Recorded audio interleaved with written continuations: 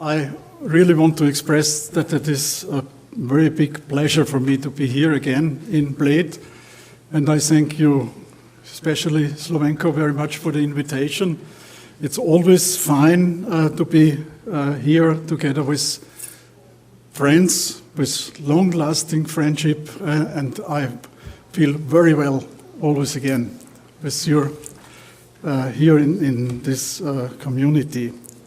What I'm going to present directly after the lunch break, and this is always a big challenge, also for me, as I have to overcome your fatigue, your tiredness, but it is the same challenge for you. At least you should avoid to snore, so be quiet if you are very tired. The problem is that I have to present only figures and not machines and so on, and no noise, but I will try my best.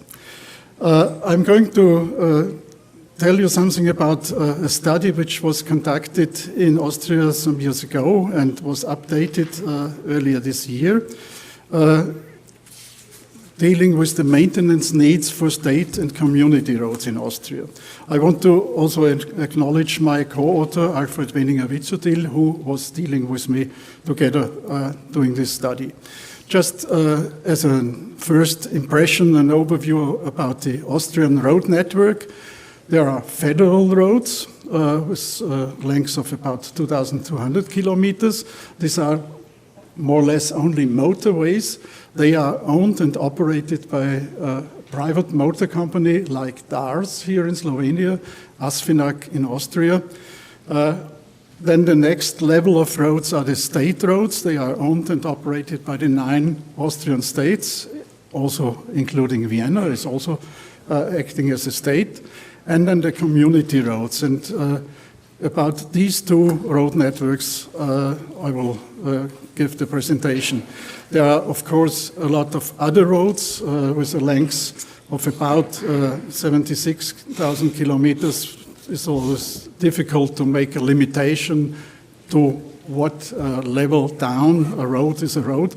But I am speaking about these state roads and community roads today. The study will deal only with pavement and engineering structures. No road equipment is taken into account in this study. And I have to mention that this study was initiated by the 9 road administrations from Austria. These road administrations who are responsible for the state road network. And furthermore, the study is dealing with constructive maintenance only. This means primarily with the planned measures, rehabilitation, strengthening, reconstruction, and not with routine operational maintenance. And within the presentation, I will show some results for the state roads and some examples for community roads, just to give an overview.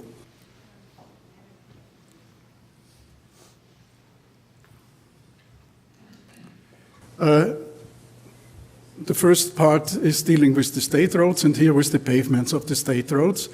The investigation was based on BMS analysis, which is commonly used in Austria for many years, and the results come from studies conducted in 2011, and as I mentioned already, were updated in 2015. We had condition data from measurements and visual surveys.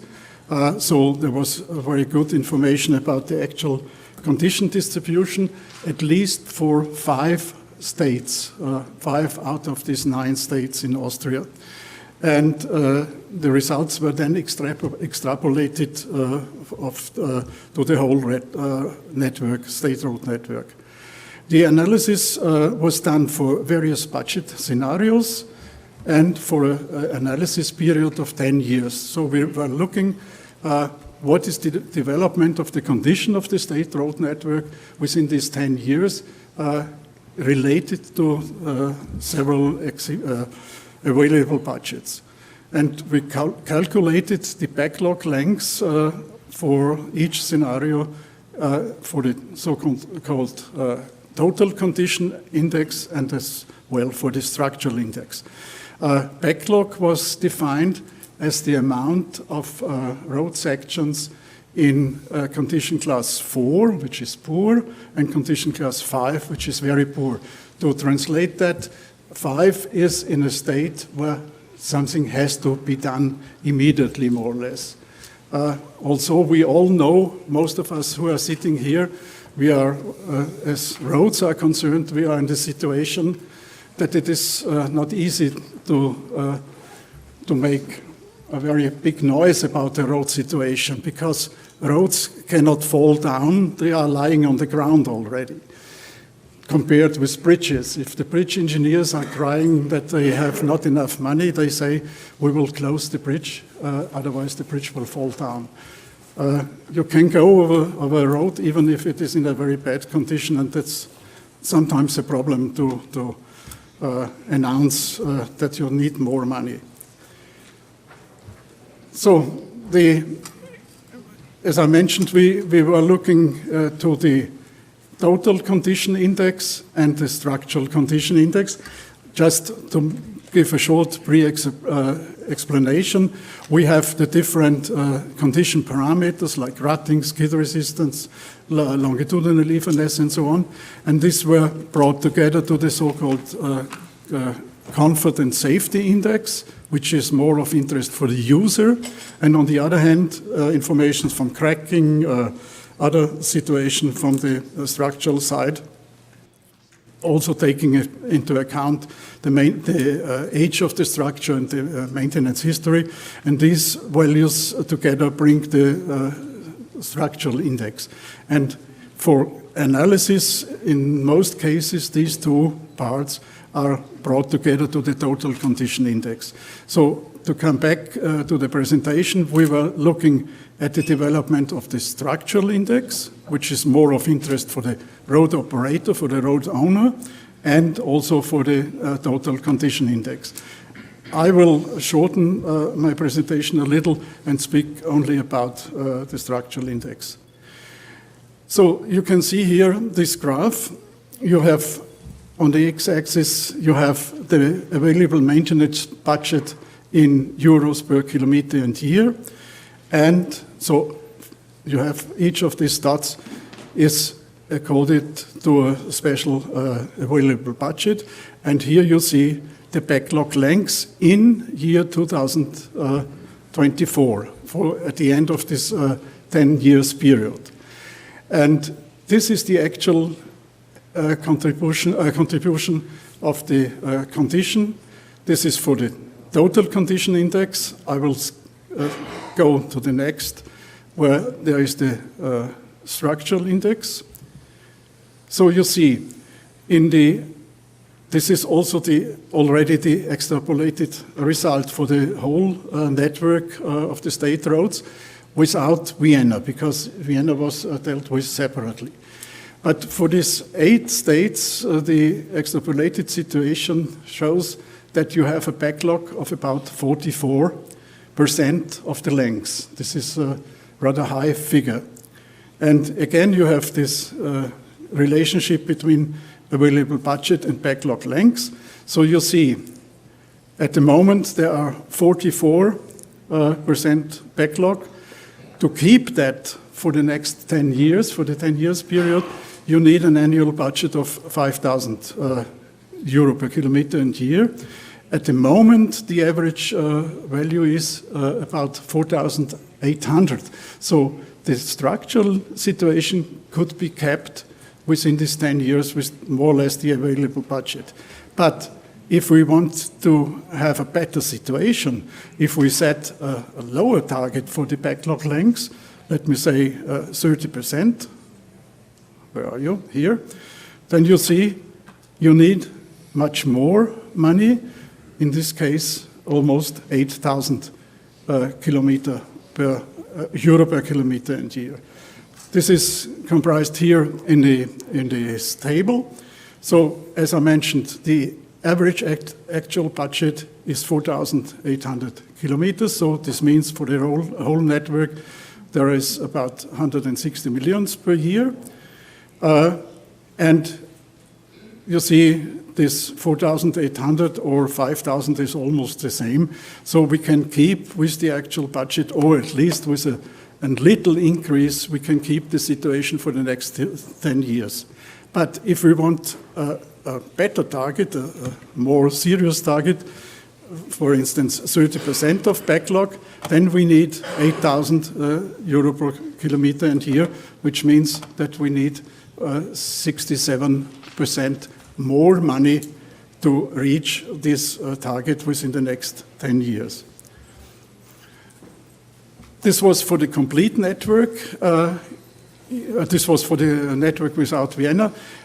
For Vienna, we made a separate investigation, and in total, we brought this together in this table. So we have the actual budget in total, with, including the Viennese budget, is almost 200 million. The requirement is more than 320, so the additional requirement is 124.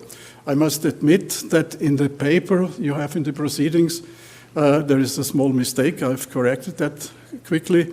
I forgot to mention here that it is millions. So you have a figure with 160 euro per kilometer and year. One can say if you have no money at all, it doesn't matter if you have millions or no millions. Yep. This was a short glance at the pavements, and we also tried to evaluate the situation for the structures. And of course, these requirements for the maintenance and reconstruction of the bridges, these are very important, as many of our bridges are built more 50, 70 years ago, and they are thus now reaching the limits of the functional life, so they need rehabilitation in any case or upgrading. Unfortunately, for the study in 2015, we were not able to make a detailed analysis because of time and also for financial restrictions. So we took the approach that we collected all the relevant results and existing investigations which were available at the bridge departments of the states. And this was a very good cooperation with the colleagues from the state road administrations. And we collected all the values concerning bridges. This was rather easy, but also retaining walls, tunnels, and other engineering structures. Just to jump to the last point, tunnels, we were looking only to the constructive parts, not the machinery, not the electrotechnical equipment, only to the constructive parts. And other engineering structures, there are also avalanche galleries and similar things which we try to take into account. There also was quite a good data availability. The biggest problem we had was the retaining walls. I don't know how it is in Slovenia, but in Austria, we even don't know the number of retaining walls we have. If you don't look only on high concrete or anchored walls, but also a lot, especially on the state road network, a lot of natural walls with stones where almost no information is available. And we started 2 years ago with a new guideline for the assessment of the condition of these walls. And the first step was to make an inventory, and this inventory is still on the way. So this is a very rough estimation we could do in this connection. But nevertheless, we tried our best. And you see here that, to make it short, you have the bridges, the walls, and the tunnels and galleries. In average, there is, for the bridges and the tunnels and galleries, because this was not so easy to evaluate that, and we must look at the figures here. But on average, we have at least an additional requirement for these structures of about 100 or 110%. So also there is less money available. So if we bring that together for all the state roads, you remember this was about 34,000 kilometers. We need for the pavements an additional figure of 64%, for the structures 140. So in total, almost 80% additional money would be necessary to reach these given targets, at least for the structural situation. So these figures are on the table now, and these are also the content or the targeted focus of discussions. I skipped to the community roads. We are doing also some investigations on the communities, also based on BMS analysis like the state roads, but in a simplified, adapted method. We are looking only at the moment at the pavements. We have a simplified condition assessment and also a simplified combined assessment leading to, I don't go in detail here, leading to a total index for the pavements, for the sidewalks, and so on. There are the possibilities to have a condition prognosis for the cracking and the longitudinal evenness, of course. We are doing life cycle analysis and the prognosis of the condition, for the condition distribution for the various available budgets. In the background, there is a standard catalog for the treatments, and of course, the results can then be displayed for each section and, of course, for the network. And I show you three different examples from three very different communities. One is Engerwitzdorf, which is a small rural village in Upper Austria. Road network is 97 kilometers. You can see it here on the figure. Here's Vienna, this is Upper Austria, and this is Styria. The second city is Graz, we have been looking at, with, of course, much more inhabitants, 275,000 inhabitants, and a road network of 700 kilometers. And then Bruck an der Mur, a smaller town, also in Styria, with a road network of 63 kilometers. If you compare that, this is even less than the length in this rural network, but it is quite a different type of road network because they have very many rural roads in the surrounding of the village. And for these three examples, you can see the results of the assessment here. For Graz, there is, you can see here, this is the actual condition distribution. At this moment, there is a backlog, a total of 9%, and the actual budget is 3,000 euro per kilometer and year. And if one wants to keep that situation in total, almost twice the actual budget would be needed.